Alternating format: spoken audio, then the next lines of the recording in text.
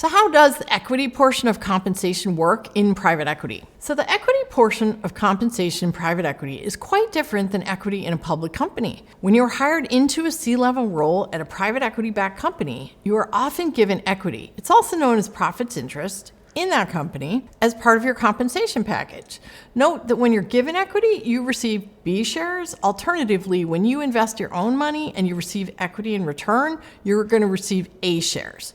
In PE, in most cases, both are non-voting shares, unless you are one of the primary investors. So your A or B shares will have a strike price, usually pretty attractive to the ultimate target sale price, and they usually vest over 3 to 5 years. But it's totally illiquid equity until the company sells. Each company has different rules about whether you need to be employed to receive payment upon a sale or not. Now, the good news is that typically your shares will vest 100% upon change of control or a sale. So your A or B shares will have a strike price, usually pretty attractive to the ultimate target sales price, and they usually vest over 3 to 5 years. But that equity is totally illiquid until the company sells. Each company has different rules about whether you need to be employed to receive payment upon a sale. The good news is that typically your shares will vest 100% upon change of control or a sale, and you will be paid out in full. And the even better news is that most of the time, your returns on that equity will be taxed at the capital gains rate versus the income tax rate. We're talking roughly 21% versus 30%.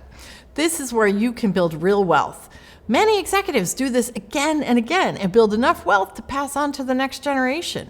When you are negotiating a compensation package during the job offer process, the percentage of equity that they give you doesn't really mean anything without context. More helpful is to request a matrix showing the equity valuation at the target multiple at exit, and then at a high multiple, and then at a low multiple, so you can see the range of value that your equity will actually have. Remember, if the company does not perform, your equity will not be worth anything. But if you are a C-level executive, chances are you'll have a lot of input as to the success of the business, so you can blow it out of the water. Also helpful is to always ask for equity pari passu to the investors. That is Latin for on equal terms. Essentially, you want the same dilution rights as the investors, so you cannot be super diluted if they are not when somebody else comes in. Another thing worth noting is that you can always ask for the right to co-invest. You may be given some B shares in your compensation package, but you can also be given the right to take some of your own money and roll it in for additional shares, but they would be A shares.